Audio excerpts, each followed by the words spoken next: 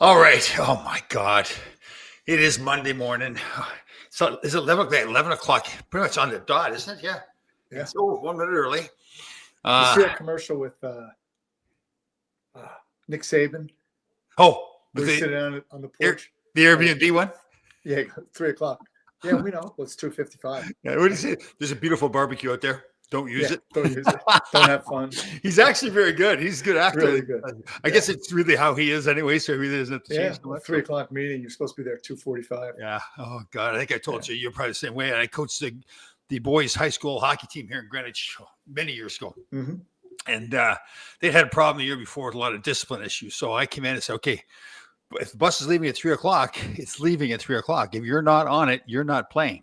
Right. So, of course, the first couple of road games, they wanted to test me. And we ended up having like 5 or 6 kids playing, and there's like 15 kids in the stands watching because they didn't get there in time. So they get the message. So, or they were starting to get there 2:59:30. Yeah. Oh, yeah. They were testing me. Yeah. That's right. Yeah. There's a couple times and I admired the kids on the bus were saying, Coach, you got to stop. I go, no, there's no way we're stopping. Yeah, that's it. So they were doing it for the kids.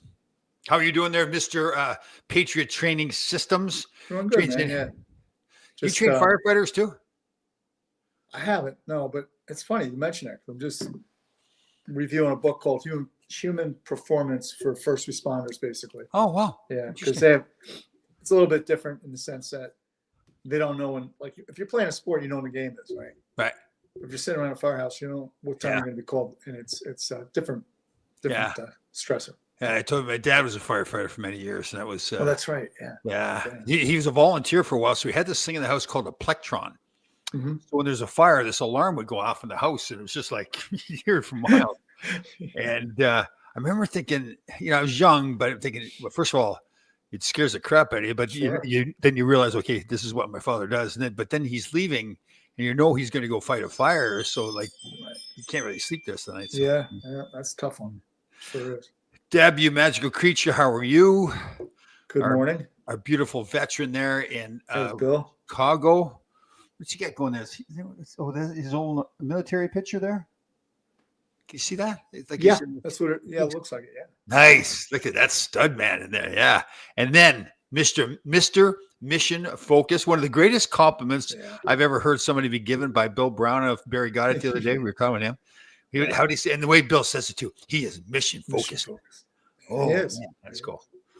Okay, so let's touch on our wildfires a little bit, and it's hard not to bring politics into it, but let's just it's incompetence. So there's so much stuff coming out now. So like the mayor, what's her name again? Karen Bass. Yeah. So she, I guess, promised when she was running that she would not leave the country. She would not travel abroad when she was the mayor. So, of course, they find out now that she's traveled 5 times and obviously was out of the country. Now, once the fire hit, she wasn't going to be fighting fires. Let's acknowledge that. But that's the leader. You're supposed to. I think that the problem with the question is the Santa Ana winds, it's a seasonal thing. Yeah. So why would you go that far out of the country or even out of LA at that point? And they're like, I remember watching the weather. They were talking for like a week in advance that these winds were coming. So it wasn't. And of course, and I like when they, I did a little research just to get the proper definition. So gaslighting, I find this term very interesting. So gaslighting is a form of psychological abuse or manipulation in which the abuser attempts to sow self-doubt and confusion in their victim's mind. Typically, gaslighters are seeking to gain control and gain power and control over the other person by distorting reality and forcing them to question their own judgment. So they get up there. And so it's always like, we need to stay united, right? Like they have the buzzwords. So in other words, it's not about you being a moron and screwing things up. It's about, we need to stay united. Yeah. It really makes you realize that we're on our own. Oh yeah. Yeah, totally. Well, it's interesting to say that because now you're thinking, okay, so clearly a whole bunch of mistakes were made that led. Now, the fires will happen. I think we're not disputing that's a fact of nature. That's when you're out in the wilderness in forest, they have forest fires. That's a natural part of the process, and it's necessary. But when you're living in an area where there's millions of people, there's things you can do to mitigate the damage, right? So it's like if you look at the weather report and it's pouring rain, you grab an umbrella before you leave the house. Yeah. Totally. If you know that this is the time of year, There's a lot of stuff. I mean, the Oh yeah. vegetation, the lack of water, Yeah. the Well, I like how Newsom was saying, well, all the state reservoirs were filled up because now that was a county reservoir, I guess. right. So He's now trying to separate himself. yeah, like Saying, who no, really cares? I'm in charge of the state, but not your Yeah. city in my state. Yeah, Oh, I know. you know, he is who he is. Yeah, It's he's to be a expected. politician. He's a politician. Yeah, He's got the hair, he's got the teeth. I know. He's beautiful, isn't he? He's a pretty man. Good He's looking got the man. hair all, You know, there's the forest fire, and he's got the hair all slicked back and everything. Yeah. His sunglasses going. Yeah. Form fitted jacket. What was I'm that too thing? ugly to Okay. ever be a So mayor. Go imagine ahead. you're a citizen in LA. The fires have hit. You've been forced out of your home. Either it's been burnt down or you've just been they're told to leave. Now they won't let you back in to see your house. Now, I understand they're trying to get rid of looting and all that, but you're thinking to yourself, okay, so these morons that ruined my house are now not letting me back into my house. And I'm assuming that they're going to protect my house, which I don't know if that's true or not. So. It's pretty much a travesty, beginning to end and middle. It's Yeah. There's so much blame to go around. There's so much. Oh, I know. And where are these? There's no hotels. You can't get a room. I don't know where these people are staying. So you know, the young man up. Well, I have that young man, Marshall, that I train every week, every Saturday. FaceTime. He lives in Culver City. Oh, which is right that's in really the middle close. of it all. Yeah. Yeah. Fortunately, and I hope it continues. They've been safe, but one town away, Altadena, I think 2/3 of the homes are gone. Yeah. You know, so when you wrap your brain about what really happened and you look at the photographs, it doesn't even look possible. Oh, I know. Well, and here's another addition to it. So now we're all concentrated on this fires like we should be, but now people are starting to post the pictures. Well, hey, listen, here in Asheville, North Carolina, we're still living in tents from nothing's being done to help them. 3-mile line for people to try to get propane, which is predominantly what they use there for everything. Yeah. So it's like no one's coming. The loudest. You know what? That is the biggest takeaway, I think, from all that. I think you're exactly right, that we need to wake up as people and say, it doesn't matter, Republican, Democrat, whatever it is. They don't care about us. It's about them making money. You know, it's that. And I also just think it's the more layers you add onto a bureaucracy, the more incompetence you have. Yeah. And there's people at positions for whatever reason who don't have a basic understanding of what they're supposed to be doing. Well, the one firefighter, the chief, who I admire, she came out publicly criticizing people, saying, listen, we need to be funded properly. Maybe the timing wasn't right, but at least she did that. So she's obviously big into LGBTQ, XYZ, whatever other letters are there. And one of the, I know you saw this, we discussed it. So one of the women, she says, well, one wife asked me, well, how could you pull my husband out of a burning building? And her response was, he shouldn't be that's his fault. He's in the burning building. Yeah. So that's a pretty cavalier approach, I'll say. And you know, so her premise was that you want to be saved by someone who looks like you. No, I want to be saved. I know. Really, I'm not looking at you. Firefighters are in most cases a Scott pack. So you can't even really see who's in there. I know. Just get me out of here, man. That was a pretty funny. You're thinking, okay, so a person who's burning up in a building is going to say, oh, I'm glad you're here to save me because you look like me. Like that's or refusing help. No, I'm sorry. Can you send? Get somebody who looks like me. but you know, and it's really frightening when you really think about these are the people. She's third in line. The woman that said that was third in line. Oh God. You know, and then you have a woman. And I'm not picking on her because she's a woman, could be a dude, but appointed to your only job, make sure the fire hydrants have water. I know. They're paying her $750,000. I'm just gonna say she's making $750,000. That's good money, man. Holy Christ! Oh, but at the same time, they defund the fire department by 17 or close to 18 million. I know. And then how about some of the rich people? I guess are hiring their own private firefighters for like $2,000 an hour to fight. And security as well. Because, you know, like I think LA, if you get burglarized, it's like a 2-hour period of time before law enforcement shows up because they've had so many cutbacks in budget. So the people that can afford it, they get their own security. Yeah. You know? Cool.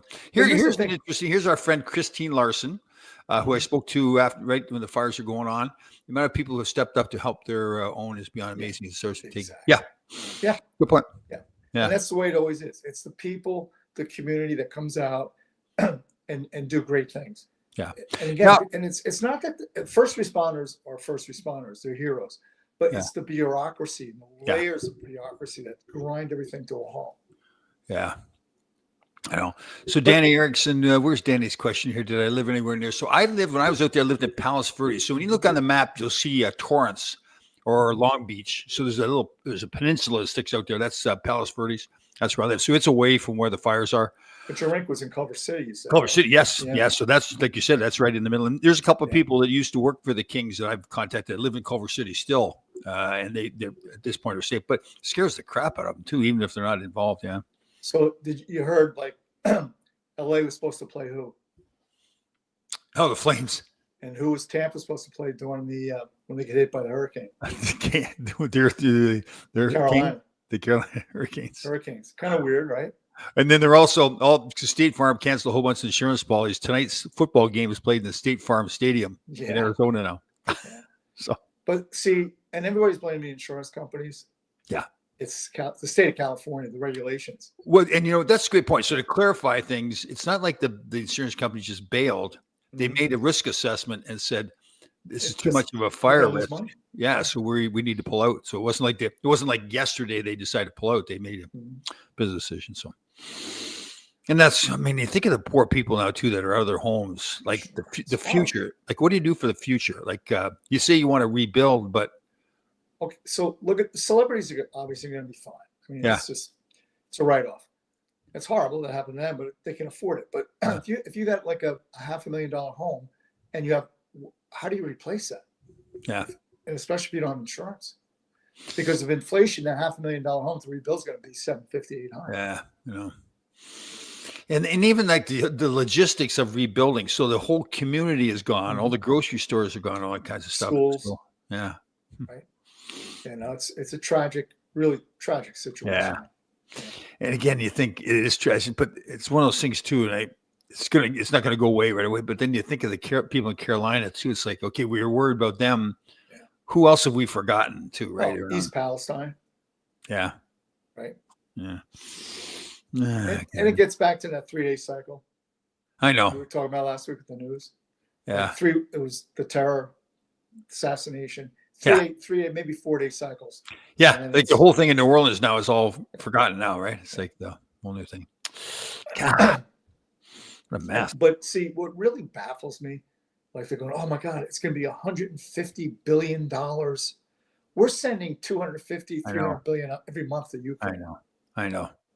I'm not taking care of us. I know. That's so okay. Let's touch on that subject. So we send money to Ukraine, to Iraq, whatever it is, and I think part of the logic is like people say, "Well, just stop sending it." So the logic, I think, part of the logic is that if we don't stop sending money, or if we stop sending money, then somebody else like China or Russia will send them money. Now those countries will be more aligned with China or Russia. That's part of what the logic is. But well, that's what the China, we've heard about this term, the Belts and Roads Initiative, China. And that's exactly what they're doing. They're going into, particularly in Africa, and financing a bunch of stuff, infrastructure, and then saying, oh, by the way, we're not leaving now. It's ours. Yeah. Where they're outbidding us is basically what it boils down to. So it does come to that. But my whole point is, if you can find it that quickly for the Ukraine, you should be able to come up with the money for LA. Right. That's the thing. Yeah. And like, where are we coming up with? We're trillions of dollars in debt. Well, they keep printing money, and that's with inflation and the debt. We're $36 trillion in debt. At some point, that becomes a significant issue. Ron brings up a good point here. You're talking about New Orleans too, from the Katrina. You go way back, and there's another perfect example. So if you watch, you can watch plenty of documentaries prior to Katrina, talking about how the city of New Orleans was a bowl with these levees keeping the water out. And that those levees were outdated, and if a big enough hurricane came along, it's a problem. And it happened. Yeah. Right. So it's not like these things aren't out there. But again, I can see how I'd like to think I'd act differently, but these politicians get in there. They want to deal with the problem of today to keep their jobs instead of thinking, okay, here's the big picture. Now, it's like our boy, Mr. Trump. So we're Trump supporters, but he never once during his campaigning discussed Gulf of America, the Panama Canal, Canada, Greenland. It's interesting you said Gulf of America. Right. Well, that's what he's calling it now. Yeah.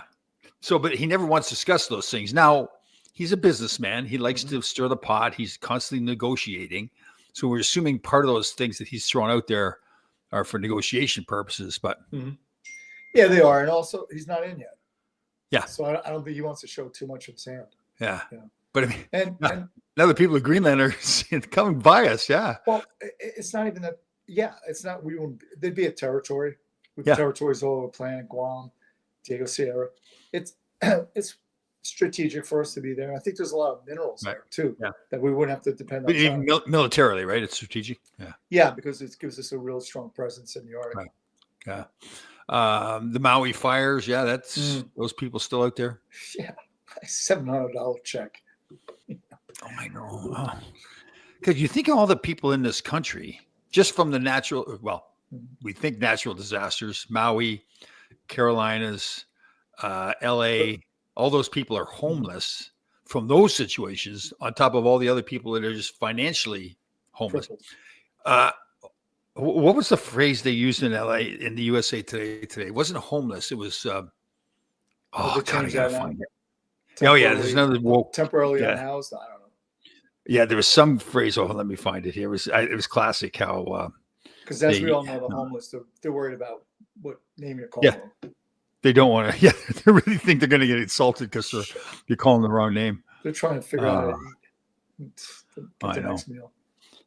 And again, that gets back to like the same thing almost. Like, I don't care what ethnicity you are, just save my life. You know? Yeah, I know. This is the same thing. I mean, I don't think the homeless are really upset that we use the word homeless. Oh, I know. Yeah. Where is the word that they used to? What is it? They used a word here. Oh God, I thought it was classic. Sanitation enforcement, home free or something like that, or. Well, sometimes this stuff comes in handy. Like, you know, when she found out I did something wrong, I would just say, I don't recall. I did see a guy. I don't have those numbers in front of me. I did see a guy with a video. He said, okay, if you shoot somebody in your house, like somebody breaks in, you shoot them. When you call 911, all you say is send an ambulance and police. There has been an incident. Like, don't acknowledge anything else. It was pretty, at first I thought he was joking around, but then. No. Yeah. Yes. Josh Allen, baby. What's that? Josh Allen. Oh, Josh Allen. Oh, yeah. What a game. What a matchup that's going to be, him and Lamar Jackson there. Yeah, that was the only. I thought those games are kind of weak. Like, there wasn't really. There's a lot of bad football. I'll tell you, Houston. There's a Keith Brown's smart. Keith's a good man. He's a smart man. He's intelligent. He's got good taste. He's very observant. Yes. Let me see. I gotta find that. It was. Oh, I wanted to remember that phrase that they used here. Just Google it. Just Google it. They do that on Boomer all the time. They give him a hard time. I'll find it. Our Rangers, what have they won, like 4 of the last 6 or something like that? They're starting to turn it around. Yeah, I lost track because I have MSG, so I can't see the games. I got to watch the highlights the next day. Oh. God. You know, from what I see, Zibanejad seems to have picked up his game. Yeah. You know. But again, that doesn't really. I'm hoping, and from what I read in the post with Larry Brooks, they're not basing their decision on the bad stretch they had or a good stretch they have. They've got to look at the team long term and say, And you know, someone would be hard pressed to argue the fact that when Rumpy's in the lineup, they win. Yeah, they do play differently. Yeah. Speaking of somebody making the team play differently, our boy Nicky Fotillo. After Sandy, actually, I talked to him the other day. So he's better now. He's walking with one crutch now. I got him. He was just leaving therapy. At least that's what he told me, anyways. Yeah. That's a crazy story. What happened to him? Oh, I know. So people who don't know, Nick was in Greece with his wife, and he stepped up on a curb. I don't know if he wants to know this part or not, but he stepped on dog poop. I guess dog poop is all over the place there. Yeah. They don't clean it up. So he wasn't cleaning up out here either. Beth and I are always complaining about it. He stepped on dog poop and fell. Oh, I'll tell you what, if I had been there, Oh, we Oh would yeah, have. Oh, giving they it would to have him. had to take you to the hospital because your abs would have exploded from laughing. Apparently, he sat there for like it's awful, but he's fine now. But I guess he sat there for a couple hours. There's no like calling the ambulance and thinking Yeah, they're it going to was show up. Just is different when different. you get out of this country. That's for sure. Yeah. A crappy Funny. story, man. Crappy story. So I guess he had to have new surgeries or redo their old surgeries, but I mean, he really got chipped up, right? oh yeah, yeah. He's a proud man too. And I said, well, Nick, you're getting older, or whatever. And I really wasn't trying to be critical. I was trying to be Right. caring, whatever. No, this had nothing to do with me getting older. And and I'd love that too. It's like, don't get ready to fight. Oh, that's funny. Do you have? I know we've talked about this before. Your two sons. I mean, they're grown men. You got they're off doing their thing, so you're very close with them. But it's not like it's not like every day you're chatting on the phone, right? No. Yeah. I mean, yeah. Which is normal. That's the way it's supposed to be. Yeah, totally. Like I had a good conversation with my youngest son Cody yesterday about that, where like we're really close. Like physically, we're only like 10 miles away from each other, and we have a fantastic relationship. But we may talk like once every 2 months. Like he's off doing his thing. But when we do the same with Beth, that was part of the deal when she signed up. Said, "Listen, don't talk to me." Did you go through like a checklist? I mean, maybe not physically, but when you guys got together and said, okay, we're going to make this a real relationship, you say, okay, here's how this is going to work, or just. What do you mean not physically? No, I think it just, you know what, it was a different point in my life, her life. And it just, we had been pretty much through a whole bunch of stuff. Right. And then, it just kind of, right. That's stuff that used to be there with other people wasn't there. So it worked. Yeah. Right. So you kind of knew that, okay, this is the right woman, but there was no discussion like, okay, listen, here's what I like. No, we didn't like break out a legal pad and ground rules. I have seen people that do that though, where they enter into a relationship. They say, okay, I want sex 3 times a week. You're cleaning the house. Very romantic, right? It's like doing a prenup. It's the same thing. Yeah.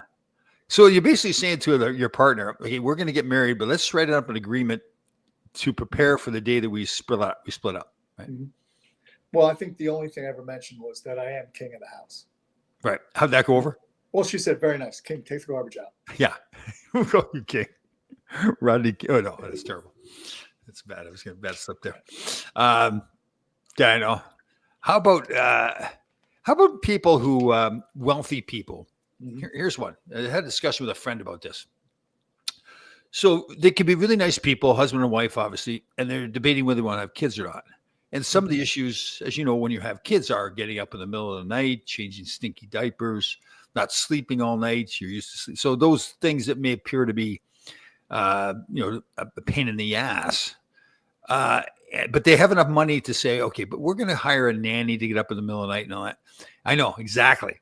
So I said to him, well, you're missing the whole point of the whole parenthood thing then. Like all those bad things are all bonding moments. It's bonding, exactly. Yeah. And no one's touching my child. I know, isn't that true? Oh, man. It's not happening. Yeah. I remember when I got divorced, my ex and I we were living out in Michigan at the time.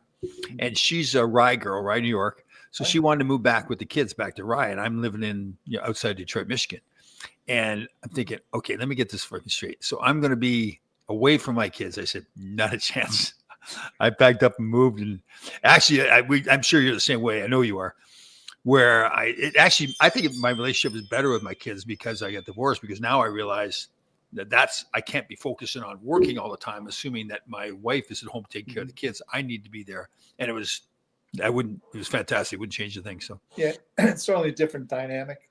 Yeah. I went through it as well because unfortunately, I got divorced, but I was there for as much as I could be. Like what do they call that? Field day or something at the end of the year. The teams at. Yeah. And I ran. I said, I'll do kickball. Right. Yeah. It was I was probably the only dad there because it's during the day. It's all the moms and stuff. Sure. Yeah. I would say that's funny you say that. I was the same way too. Yeah. I was always bringing donuts into class. Like they'd see me coming. The kids are all fired up because they're bringing donuts. I think the biggest memory I have is Ty was in first grade, and I go for the parent-teacher conference.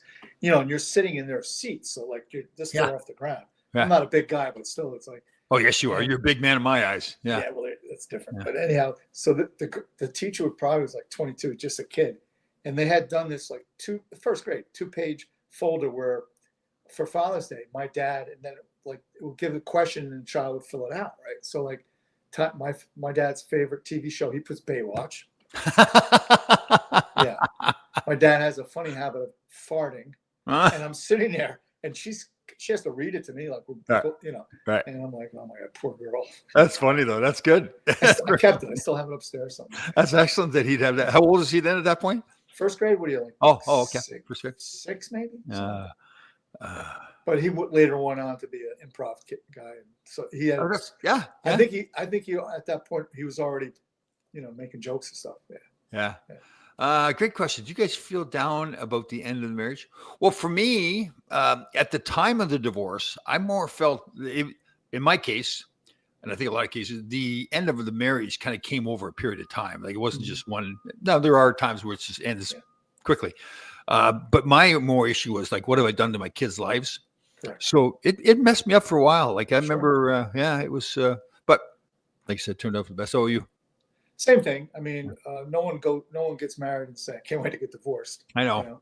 And it's difficult because you question, hey, am I doing the right thing, wrong thing?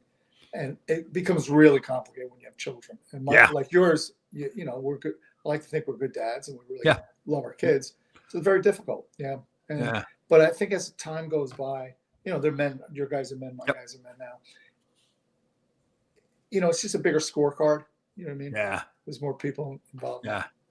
I know for me, as I'm getting older too, I do think sometimes like, you know, was I a good dad? Like you get that kind of imposter syndrome thing going on. There's no book. What's that? There's no blueprint. There's no book. You know, you do the best you can. Yeah, I know.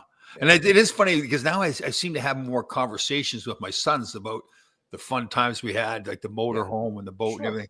So I started thinking, oh yeah, I guess I was a pretty good dad. You know, like but like you said, there's no book on it. You're not going to be perfect. And I'm sure you were great. Yeah.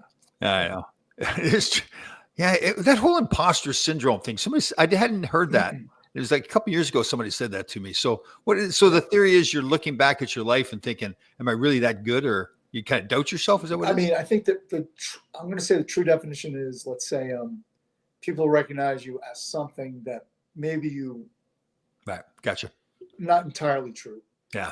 Whether it's your job or whatever. But, and I guess that could be a good ways and bad ways too, right? I mean, some people look at you that you're this fantastic person. I challenge. There's other people that look at you like you're a total jerk too, right? Yeah.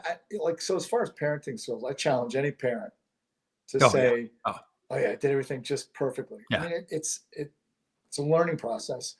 And I do remember that when my ex-wife got remarried, I was really kind of in a panic because the kids were little. I think they were like 11 and whatever, 9. And I called up a friend, you know, our mutual friend Dan, and he said, "Give the guy a chance," you know. And it turned out to be okay. And I know this, and if you've done a good enough job as a father, like that fear that some other man is going to take over that role just is possible, like because you built such a bond with your kids that losing your identity. You think that's part of the whole imposter theory? Huh. Interesting. I think that's part of it. Like, so for instance, I've been very involved in working with Bill on different things with SEAL, this, SEAL, that. And some people think, oh, Mark's a SEAL. No, I'm not a SEAL. So an imposter syndrome would be not saying you're not. You understand what I'm saying? And letting people in their mind think you are. Right. You're not. Right. Yeah. That would be it. But that's the actual being an imposter. Well, imposter syndrome. Where or no, that's not right. That's because the syndrome is more something that's manufactured in your mind that may not necessarily be true, right? Correct. Right. Our girl Deb here, what does she got to say on this? You don't believe you're capable of doing your job because you don't feel you're. That's it. That's it. Thank you, Deb. Good job, Deb. We would have been here for a while, Deb. Thank you. Yeah, we got it a couple of weeks. We would have figured that out. Smoke be coming out. All right, so they have the today's the 13th, right? Yeah.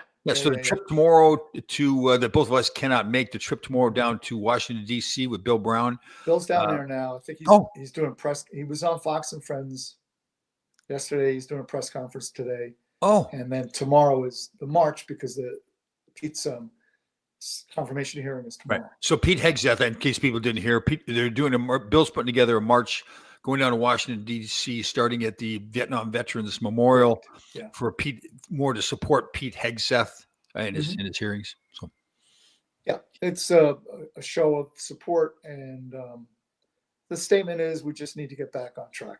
Right. And Pete, so there's been some, I didn't realize his tattoos have some religious meaning or something. Is that what there's a talk about this? Mm-hmm. Like, isn't there one woman who pretended she was Native American? Wouldn't she make a big stink about it? There's been a few, the Native American, Elizabeth Warren, Pocahontas. Yeah, yes. She made a big deal about it. Yeah. Can you imagine what hypocrisy gall? I mean, this woman gets caught out lying, and even Harvard said first professor of Native American. I think she had 0.0000123% of whatever. Here's the thing: they're grasping for straws. Oh yeah. He was a war fighter. War fighters get tattoos. Yeah. They all have personal meaning. Yeah. And we live in a world now. We're older from it, separated from it, but the guy giving you your coffee in the bale in the morning is tatted from head to toe. Oh yeah. With tattoos, he'd be hard pressed to explain exactly what they are. So it's just ridiculous. I know. She's just Pelosi. Yeah. And then our boy Mr. Trump, he's having a rally the day before he gets inaugurated, right in Washington, D.C., correct? I guess I didn't hear that. Yeah. I don't know. Yeah. So there's some people speculating that there's one guy online that I thought was really interesting concept. I don't assume it's the truth, but he's going to announce that he's not accepting the nomination. There's some weird strategy, some like old law or something like that. He's invoking that he really becomes the 19th president based on some old whatever. Yeah, I know. What would happen then? You know what? It was so wild. At first, I was paying attention to it. I thought, well, that's pretty interesting. And I didn't see the ultimate result. So. Yeah, there's a lot of, it's getting really almost impossible to even open up your laptop anymore. Oh God! It's all, it's some of the stuff is just unbelievable. It's like I found on YouTube. It's called News Now, and it's instead of having, it seems to be more instead of having reporters having an agenda, it's just they're telling you what the news. Yeah, but they show a lot of press conferences. So like the LA fires, they have a press conference every 15 minutes. They get to work. Oh God, it's the same thing. Yeah, over and over. It's like. Yeah. Well, they're scrambling. I mean, they're pointing fingers. And, I know. Again, Newsom. Well, those are state reservoirs. These are local. Buddy, you're in charge of the whole state. Here's the thing, and this is our fault. I think it's our fault. Yeah. But they say those things thinking that we're actually going to believe it. Some do, though. That's the problem. I know. Yeah, I get. Yeah. I mean, yeah, I know. But I think that's part of the thing. It's more like. But again, here's the whole big picture. I know you know this, but they want us divided, right? They want us on the left or the right, because then we won't get together and say, guys, they're all bullshitting us. They're all lying to us. So, yeah. I mean, I'm not a really super bright dude, but I'll tell you this much. Logically, when we talk about diversity, the moment you mentioned that diversity is based upon something that separates someone out, then that's wrong. Yeah. No way to put it. How about our boy from Facebook? What's his name? Zuckerberg. Please, what? He's Trump's best buddy now. Yeah, and if Kamala won, he'd be at our house having tea. He's an idiot. Please, you know what I mean? Come on. I know. See right through that one. Did we do a show since they had Jimmy Carter's funeral where Kamala? So there's a few takeaways from that. So Bill Clinton's sitting there with Hillary. And Kamala walks in with the tight pants on and everything. And Bill is just staring at her. Cannot help himself. He just can't help himself. Oh, it was hilarious. So we're at a funeral. He's sitting beside his wife. Yeah. And the whole world's watching. He knows. He doesn't even know he's doing it. Oh, God. So when we teach like threat identification. Right. So people do things they don't realize they're doing. And they'll give you a telltale sign they're about to do something wrong. I said, I don't think he even realizes he's doing it. Good point. It's discriminatory action. He's just because he is a smart man. It's just he's had this, And then Trump and Obama have. Oh, I would love to hear that conversation. How that went, really. Yeah. And then Kamala was mad. She turned around and kind of glared at him.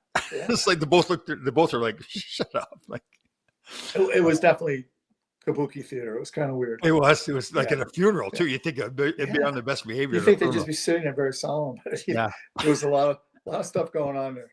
Yeah. Oh, I know. There was some eye darts for sure. Can't wait for the next person that dies. And Mike Pence's wife wouldn't even look at Trump. Oh, she miserable. Yeah. She's bitter. Yeah. I give Pence credit. He stood up, shook his hand, congratulated him, and said he congratulated him. So, you know what? This is what I always say too. As much as we see on television, like the Democrat, they all eat at the same restaurant. I know. So, okay. Congestion pricing in New York City. Total makes sense. So I guess some unexpected, or maybe they did expect these, like the people that own the parking garages north of 60th Street are like raking in the dough. I mean, it's like, oh God. So then, but then the people below 60th, they're going to be going, where'd everybody go? Yeah. Yeah. No, you know, there's a lot of talk too about how a lot of these old office buildings are empty, right? Because they're dilapidated. You know, a guy approached me, he's out in Calgary, Alberta, and really interesting concept called vertical farming, where they take old buildings and create farms on them. Like that's really pretty cool. Yeah, you need water. That's a great idea. Yeah. And you think about it too, like a few things. So obviously, you're using up space that's not being used. Correct. And then the ability to get the food to the people who are going to eat it, but it's right there. Right there. Right? Fresh produce. That's pretty cool. Makes too much sense. It'll never happen. I know. You know what? I swear, I was thinking, okay, how are they going to screw that up? Like, how are they going to screw that? Doesn't make sense, right? Yeah. I mean, think about that though. Like, even all the, like, you know, even the rainwater, where you build big things on the top of the roof that collects all the rainwater, so you don't necessarily have to use a whole lot. You'll use some probably, but it supplements it. Yeah. Interesting.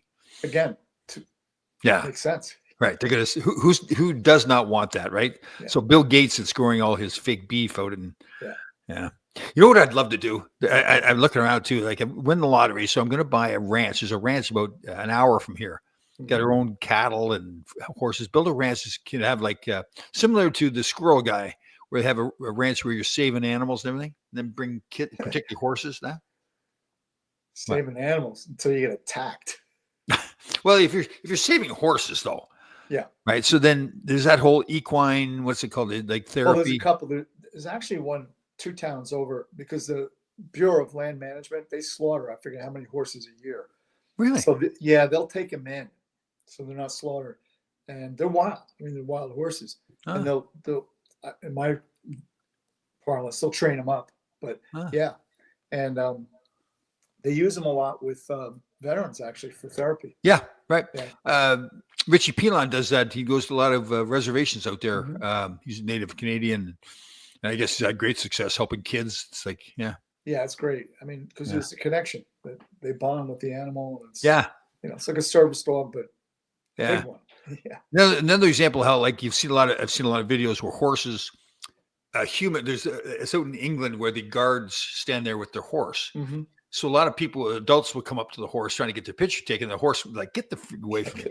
Tries to bite him. But kids come up, particularly kids with disabilities, and the horse cuddles up with him. Yeah, it's pretty cool. Yeah. I think we don't give animals enough credit for how much they feed. I was reading, I don't know if it's true or not, but they say female dogs are much more judgmental than male dogs. Oh, so, yeah. And as I'm reading this, I look up and Sophie's staring at me like, where's my peanut butter?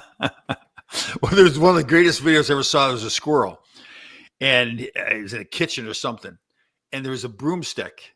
So he jumped up, pulled the broomstick down on top of him, readjusted the broomstick to lay on top of him, pretending the broomstick had killed him. And he laid there, but he moved the broomstick around. And they got it all on video. And I guess they could have doctored the video, but it looked real. So when we had COVID, the kids couldn't come to the door. So I took a step stool, or Beth took a step stool, put it out front here with a plastic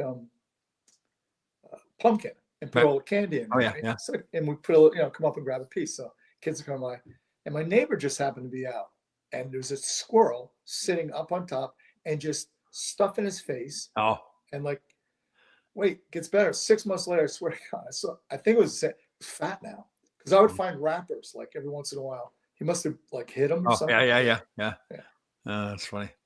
Let me see here what our boy Keith, Bill Clinton has already been in her. She just oh, Keith, you nasty man, you dirty man, you. Oh, he may be onto something there. Yeah, I know. Oh, okay. Have we ever discussed is Michelle Obama a man or not? Is it really Mike? I mean, kind of hard to believe, but I know. There's some great, I and, mean, and they doctored because it. The one thing people brought up, like try to find a picture of her pregnant. It's hard to find now. There is some, but her brother was, I don't know if you knew this, he was a Oregon, Division I basketball coach for a lot of years. Her yes, yeah, brother. yeah, Yeah. yeah. Oh God, imagine that seeing her with a penis in bed with him and Oh, please. the president bent over, bend over, president. Oh, Tom should buy a trucking company. If anyone calls in sick, he can jump in. Yeah, there you go, Danny. Yeah, trucking company. Yeah, you got to have trucks carrying the goods. Where's our buddy Bruce Levine here? What's he got? San Hello, Tom Marquette. There you go, brother. Alamo Ranch in Texas. Oh, Beautiful. yeah. Happy New Year. Texas. I really like that vertical Farming. Vertical farming. Yeah, that's a great idea. Yeah, I know. Because you think of around the world, world, all these buildings that are now empty. Yeah. Instead of tearing them down. Yeah. So instead of the land going this way, it goes straight up. Yeah. And it takes water and light, really, right? Become hydroponics, hydroponics. I was just about to ask you, and there you come with the word right away. Hydroponics. I don't even have to. I don't have to ask. The marijuana growers, so you hear about it all the time. God, hydroponics. See, that's that turns me on. I got to be honest. Like the way you delivered it too, it wasn't just the word. It's like you knew it before I asked the question. Time I'm making it up. Do you know where the term gaslighting came from? That's what the next thing. No, do not. Okay. I guess, hold on. There was a play in hold on here. I kept this information so I could bring this up to you. There was a play, excuse me, in Origin. The term comes from the title of a 1938 play. And the movie was based on a man trying to make his wife go crazy. So he would rig the lights, the gas lights upstairs to go on and off and tell her, no, the lights aren't going on. So they called it gaslighting. Oh, I see what he did there. Yeah. Yeah. He was trying to make her go nuts. Crazy. Yeah. Yeah. His mysterious activities in the attic caused the house's gas lights to dim, but he insists to his wife that the lights are not dimming. Yeah. MK Ultra. That's another one. Okay. Here's another one. Okay. Hold on one second. There's one guy that wants to say hello to you here up. Mark Lavia. Nick Lavia. On, buddy. One of our warriors. Oh, nice. All right, Nick. Thank you very much. Stay close to him because his son's going to be a first rounder. Oh, is that right? Nice. Okay. Yeah, he's a good little player. Okay, real good. So MK, is it MK Ultra? Yeah. MK Ultra. Interesting concept. So people that don't know, and Mark will touch on some more here, but so MK Ultra is it appears to be the truth, right? It's not some just conspiracy. Oh, no, it's real. I mean, so it started off as, I think Artichoke was the first name of it, and then it became MK Ultra. Right. So it's where the government, particularly the CIA. Takes people, and if everyone watches Jason Bourne, it's kind of like the Jason Bourne story, and they train them so that when they hear a certain phrase, they totally get out of character. So if you watch Jason Bourne, some of the people that are sent to kill him, like there's this one guy, he was sitting in an office meeting, business guy, looked like a really, hair nicely done and everything. They call him up, they say some code word, and he turns into a different person all of a sudden. So that's kind of is that accurate? Kind of the theory with that's MK? One of the things they worked on. It's like the Manchurian Candidate.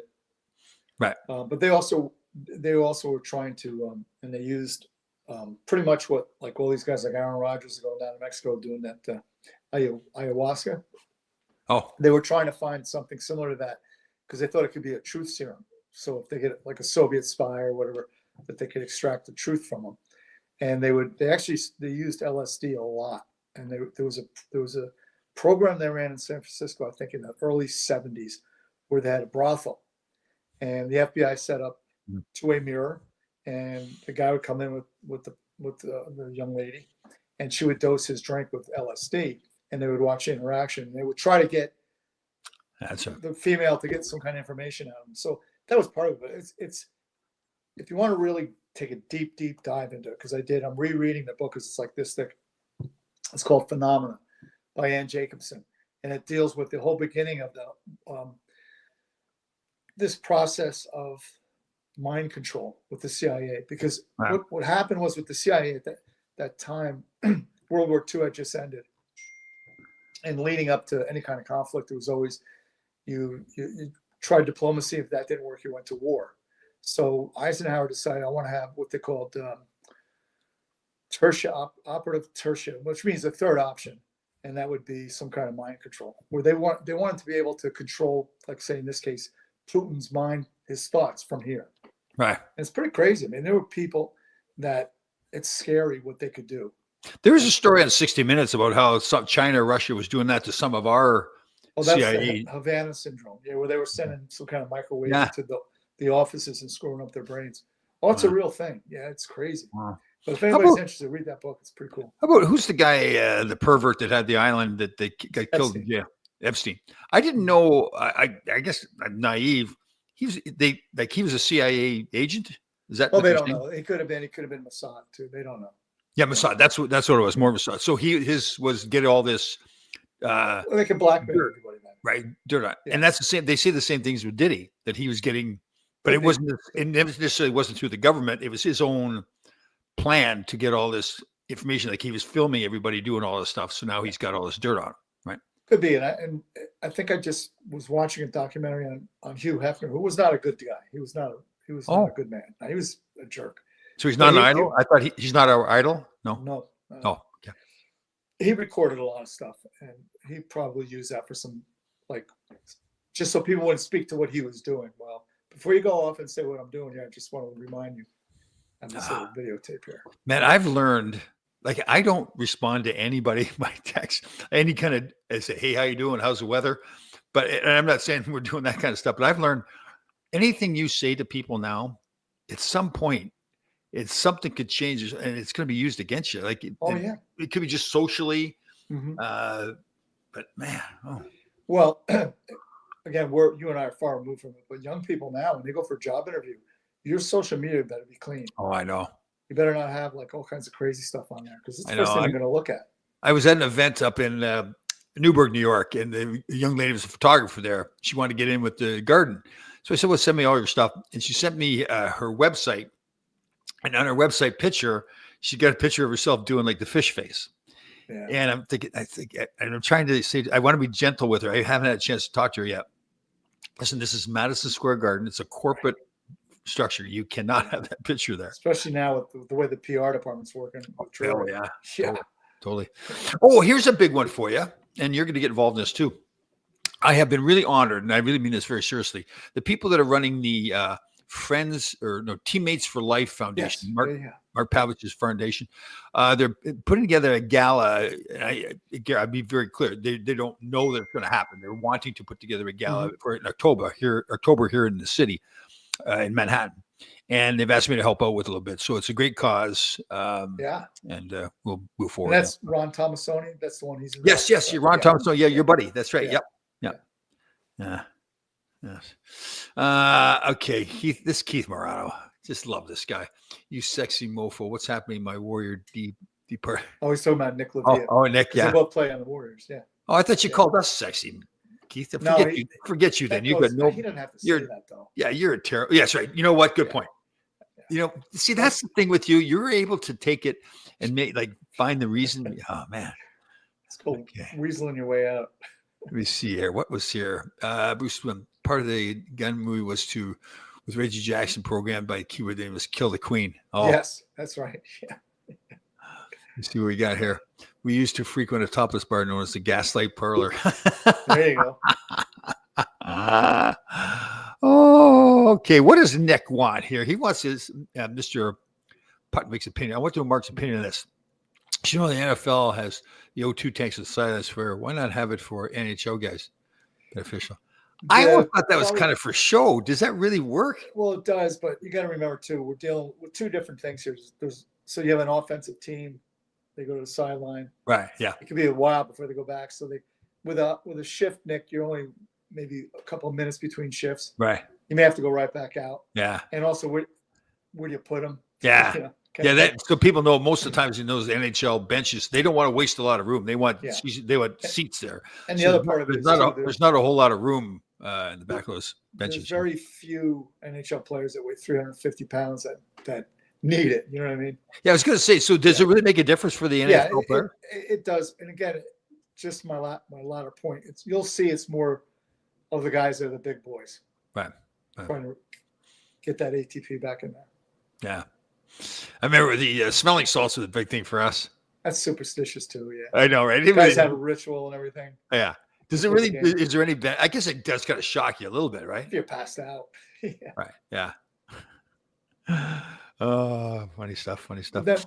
You never had Barry Melrose as a coach, did you? No, I did not. I actually got traded. I actually retired a year before he came into the Kings.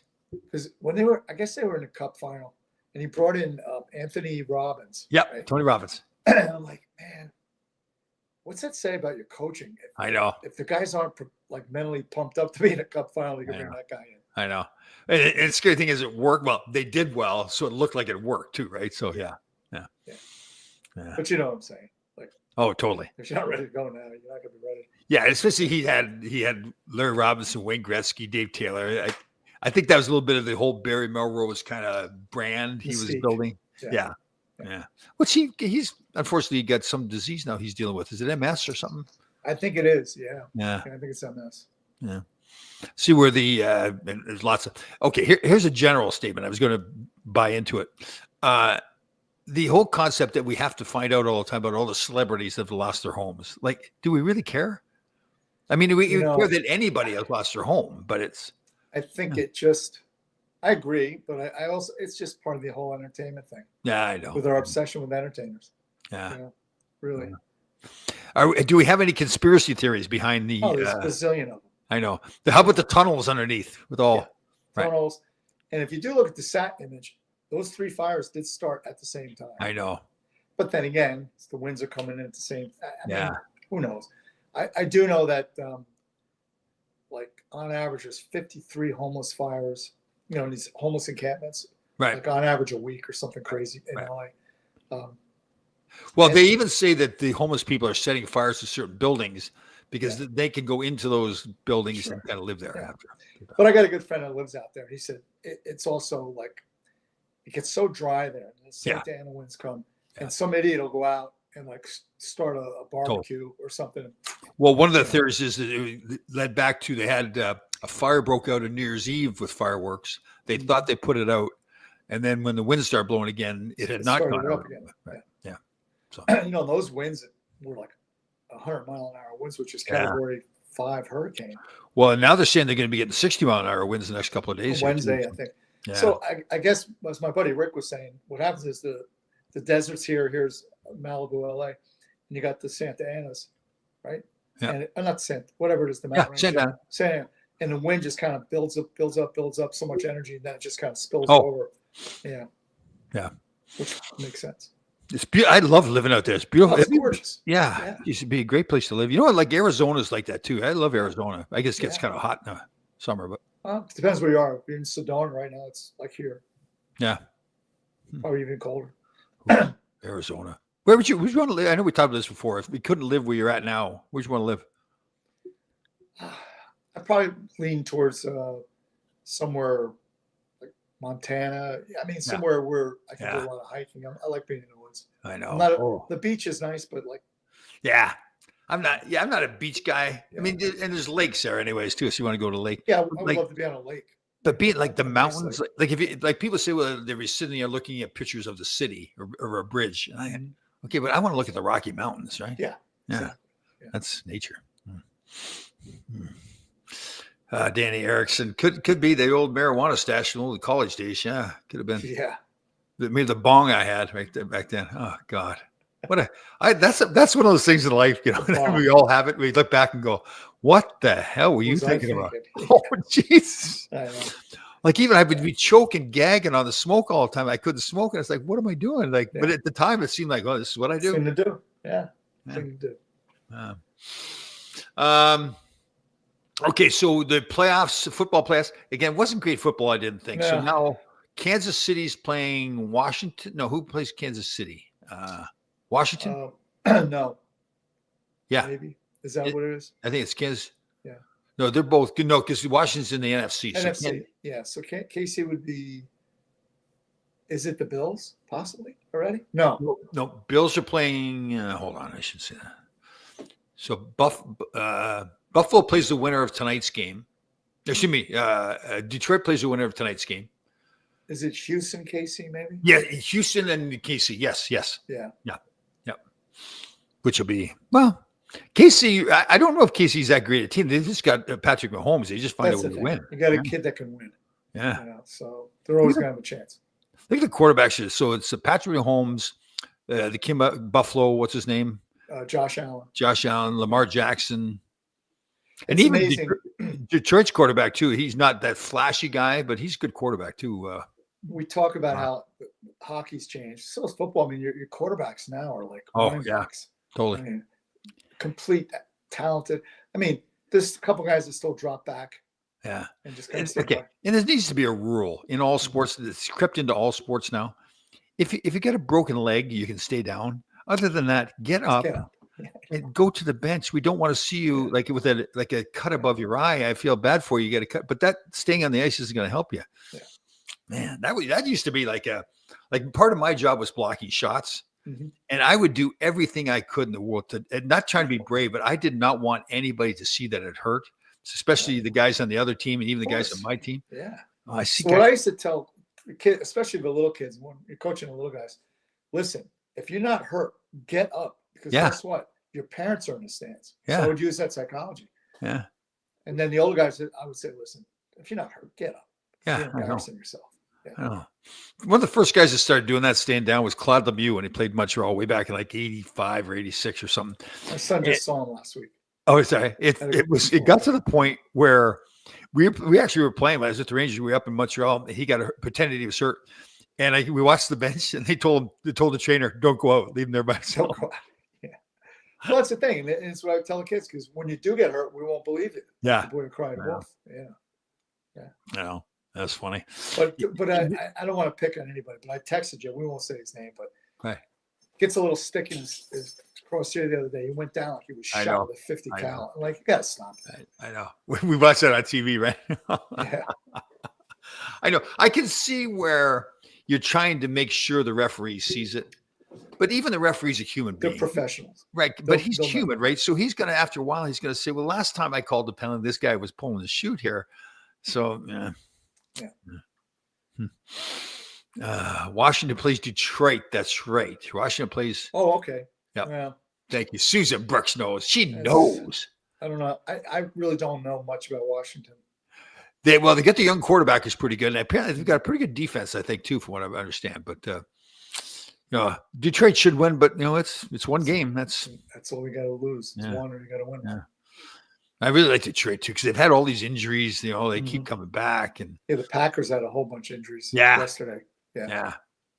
That poor quarterback for the Packers. They're Justin Love or whatever it is. Yeah, Jordan Love. Something like that. I hate to say this is terrible, but I saw him do an interview after the game. He's not a pretty man. I mean, they get the hair. I guess that's a cultural thing. The hair. I don't care. Just throw the ball. Yeah, I know. How about the kid for Philly, the running back? I think it was on the sidelines reading a book. He's reading a motivational book. Did you see that? I mean, it's a little weird, but whatever it takes, I guess. And he tried to play it out. The theory is that there's been a battle between him and the quarterback, Hurts. And this guy didn't get a ton of, I think it must be a wide receiver. He didn't get a ton of catches or touches or whatever. Mm-hmm. So he was kind of taking the attitude, I'll just sit on the bench and read my book. He didn't come out and say that, but it was kind of like, I'll show these people. I think that's the guy real quick. I'd show him the door. So listen, go in the locker room, take your shit off. Apparently he's a very good player though. So that's. Yeah, but still. I know. You can't play if you're sitting there reading. I know. But Philly seems like that kind of dysfunctional team, like the old Oakland Raiders that still wins. It's kind of despite Pittsburgh Pirates, man. Oh yeah, Willie Stargell, Dave Parker, and all those guys. Yeah, Manny Sanguian. Yeah, they were a bunch of thugs, man, but they won. They had the song. They were fun to watch. Yeah. Let me see. Oh, this is one too. They play this with a baseball pitch. Okay. I'm glad Danny, for once, I'm glad you came in because usually your comments are useless. I'm kidding you. So baseball, regular season, a player doesn't like a pitch for whatever. Now he turns to the umpire and it's like they both know what's going to happen. He's going to say the wrong thing. He's going to get thrown out. Mm-hmm. Right. And he argues, puts on this big scene, kicks the dirt in a whole bit. Yeah. But it's like he doesn't want to play because then when you watch him during the playoffs, they don't do it. It's like, right. well, you don't care during the regular season. Yeah, well, but probably baseball more than any other sport because you play about 4,000 games. Oh, I know. God, but people are paying to watch you play, and you're playing baseball. It's not like you're running through a brick wall or something like that. Oh, talk about some guys that are soft, man. They can't play with a. They get a. You ever been in a Major League Baseball locker room? No. There's not a lot of guys that are going to make the calendar. Let's put it that way. Oh, is that right? Especially so, like I met John Franco and he had his shirt off. I was like, oh, is that right? I mean, but great Hall of Fame pitcher, but right. So they're just like great athletes, right? Like they're like Phil Kessel, a whole bunch of Phil Kessel. Obviously, there's a lot of guys that are ripped and in shape, but right. Sometimes, like even some of the, like, you remember John Kruk? Remember Kruk? Yeah. Oh, Mark had to leave. He's got his 1 o'clock call, so we'll call it a day here. Everybody take care. Everybody, our prayers for again. Mark's he's leaving. So our prayers go out to everybody in Los Angeles there, and as well in the Carolinas for those people, and Hawaii still, and anybody who's been going through stuff. So again, it brings light to, and I'm glad we touched on it too. It's not just the people in California, as bad as that is. But all right, everybody have a fantastic week. We'll see you next Monday. Talk to you. Bye.